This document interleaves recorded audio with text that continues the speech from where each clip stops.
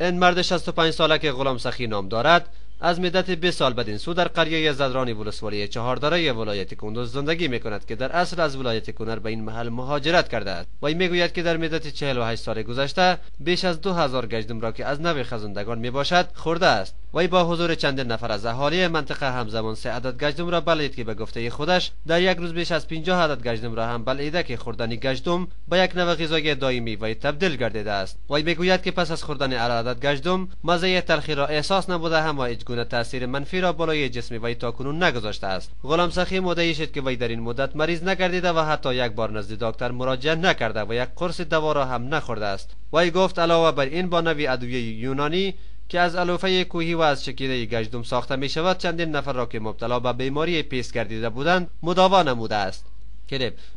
گفتن است که این مرد تنها زندگی می کند و از شغل دریوری و گلکاری امرار معاش می نماید.